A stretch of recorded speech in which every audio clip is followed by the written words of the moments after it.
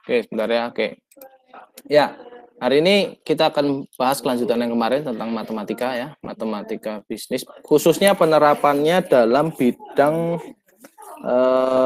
ekonomi. Nah, kita hari ini bicara tentang fungsi ya, non linear tapi kuadrat.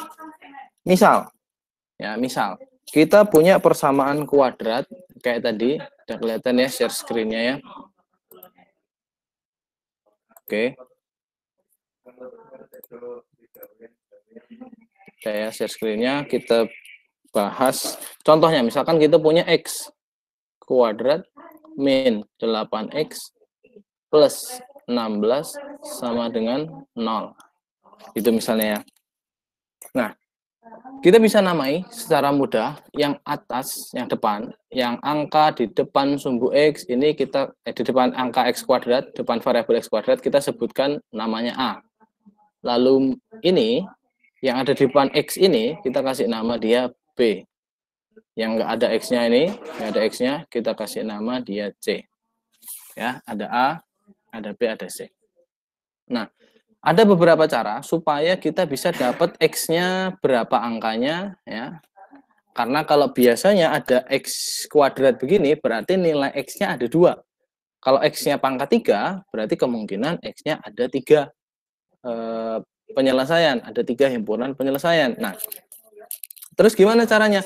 Yang paling mudah adalah dengan memfaktorkan, ya, memfaktorkan X kuadrat min 8X plus 16 sama dengan 0, kita buat begini. Ya, kita buat sebagai pemfaktoran. Pemfaktoran. Nah, caranya gimana? Kalau di depan X ini ada 2, berarti X ada, di sini juga ada X, ya. Terus di sini kita cari gimana caranya supaya di sini ketemunya minus X, di sini ketemunya plus 16. Di sini ya, angka di sini. Angka di sini kalau dikali ya, ini kalau dikali, oke, yang kecil. Kalau dikali hasilnya 16 ya. Tapi kalau ditambah atau dikurang hasilnya minus 8. Ingat, kayak yang tadi, kayak B. Berapa angkanya ya kira-kira menurut teman-teman? Harus diapain? Diisi siapa supaya kalau dikali jadi 16, kalau ditambah atau dikurangi jadinya min 8. Ya, ini dasarnya ya. Dasar supaya nanti teman-teman bisa menyelesaikan persoalan yang ada di dalam penerapannya di ekonomi ya, karena bisa UASnya sampai ke sini. Oke, kalau belum ada yang bisa, supaya bisa jadi yang atas ya, itu di sini minus 4, di sini juga minus 4 ya, minus 4, ini minus 4. Oke ya, ini X min 4, X min 4 juga. Oke ya, coba aja kita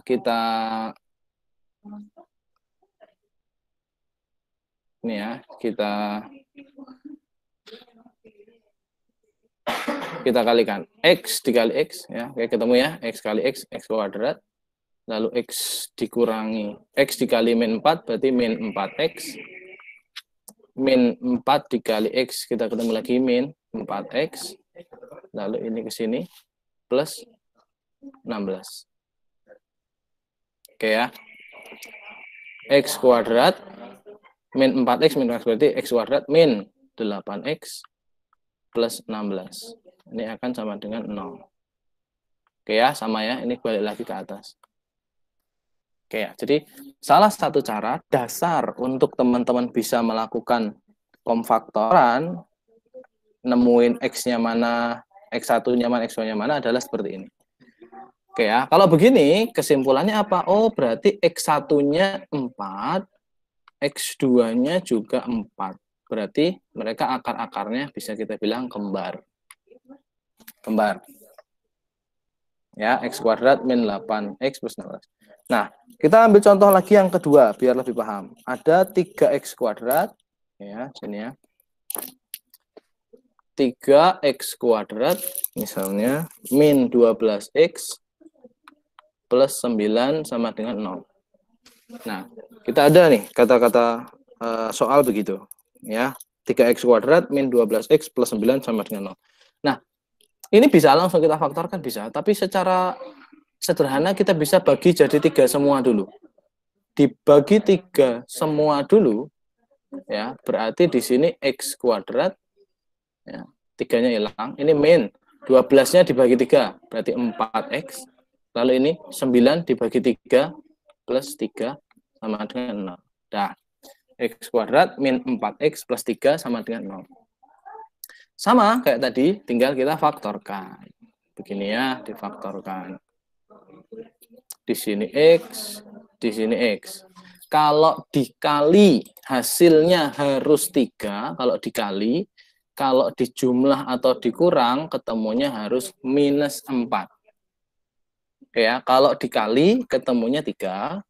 Kalau dijumlah atau dikurang, minus 4. Berapa? Di sini sama ya, min 3, di sini min 1. Kok tahu Pak? Oh iya, latihan.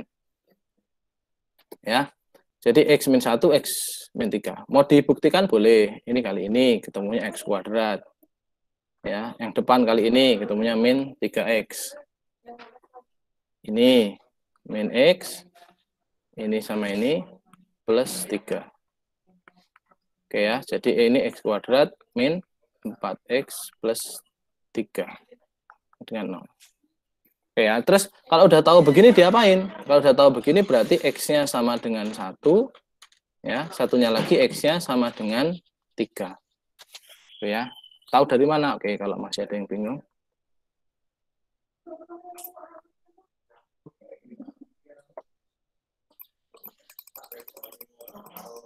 Oke, X min 1, nah, oke pakai yang kiri ya, pakai yang ini dulu, biar nggak bingung.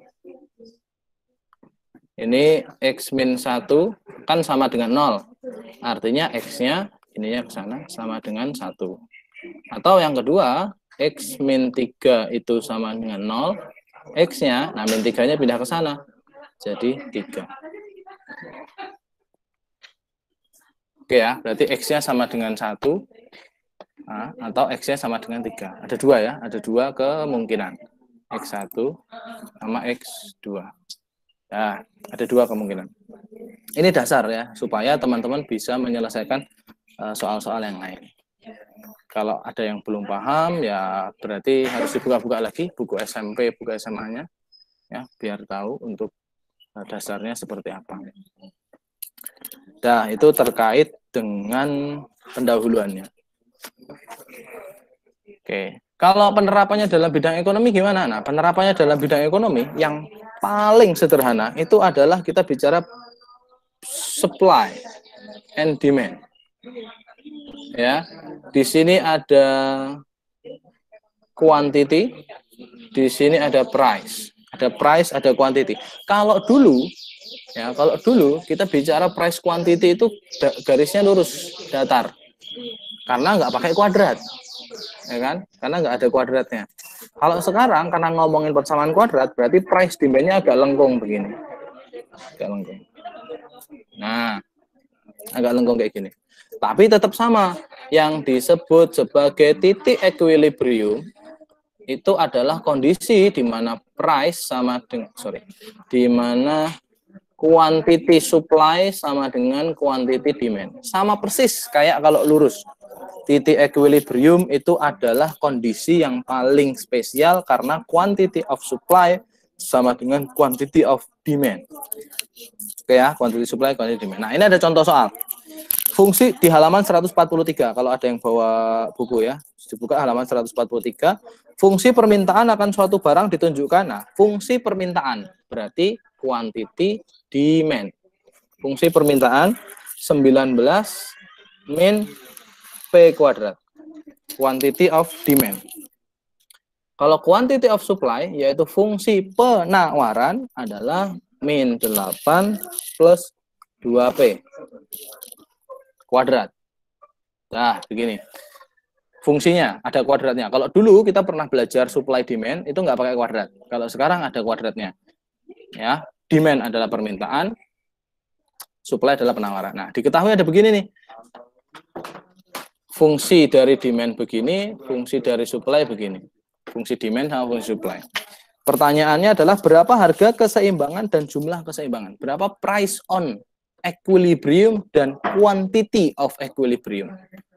Oke ya, yang penting tahu persamaannya, kita bisa mengolah nih dari sini. Ingat, pada titik equilibrium selalu terjadi QS sama dengan Q demand. QS-nya kita masukkan yang atas. 19 min P kuadrat sama dengan Q demand, yaitu min 8 plus 2 P kuadrat. Oke ya, 19 min P kuadrat sama dengan min 8 ditambah 2P kuadrat. Terus diapakan? Nah, terus yang sebelah kiri ini dibawa ke kanan. Oke ya, dibawa ke kanan. Jadi ini, terus yang ini juga dibawa ke kiri ya. 19-nya tetap, min 8-nya jadi plus, sama dengan 2P-nya karena tetap ya udah nggak usah diapa-apain, minus P-nya jadi plus P kuadrat. Oke ya, 19 tambah 8, 27, sama dengan 3P kuadrat. Itu ya. Berarti gimana? P kuadrat sama dengan 27 dibagi 3. 9 ya. 9 itu P kuadratnya. Berarti P-nya adalah 3. Nah, kita aja. Nah, ketemu nih price-nya 3. Ingat, equilibrium itu gambarnya di sini. Berarti P-nya ketemu 3, kuantitinya berapa? Tinggal masukkan salah satu. Misalnya ini. Misalnya pakai yang ini. Ya. QD. Nah, katanya Q sama dengan 19 min P kuadrat. Oke, berarti Q-nya 19 dikurangi P-nya. P-nya kita masukkan yang barusan didapat. Kita masukkan yang 3 ini. Berarti 3 kuadrat. Q-nya sama dengan 19 kurangi 9, artinya Q-nya 10. Oke, berarti titik equilibriumnya adalah 3, P-nya, Q-nya 10. Ya. Ini jadi cara paling mudah seperti itu. Nah, gimana kalau nanti ada pajak? Nah, ingat, pajak akan mengubah persamaan atau fungsi dari supply. Ya, pajak akan mengubah fungsi supply, tapi pajak tidak mengubah fungsi dari demand. Nah, pajak hanya mengubah fungsi supply. Kalau ada pajak, di sini yang terpengaruh. Ya, di sini dikurangi pajaknya berapa. Ya, ada di halaman 144. Nah, itu terkait dengan equilibrium. Jadi sama persis caranya seperti yang pertemuan ke-6 atau 7 kita bahas. Bedanya ada kuadratnya aja. Ngitungnya sama persis. Titik equilibrium selalu terjadi ketika kondisi quantity of supply sama dengan quantity of demand. Selalu terjadi begitu. Oke ya, teman-teman. Sampai sini dulu, ada pertanyaan? Kalau tidak ada, itu materi hari ini terkait dengan fungsi kuadrat dan penerapannya dalam bidang ekonomi, khususnya di dalam supply and demand sama equilibrium, halaman 142 sampai 144. Oke, ada pertanyaan? Boleh silakan. Nanti kalau ada yang kurang paham, nanti boleh dilihat ulang videonya. Ini kan saya rekam toh, nanti saya ulang buat dibaca-baca lagi. Ya, ada pertanyaan? Tidak ada?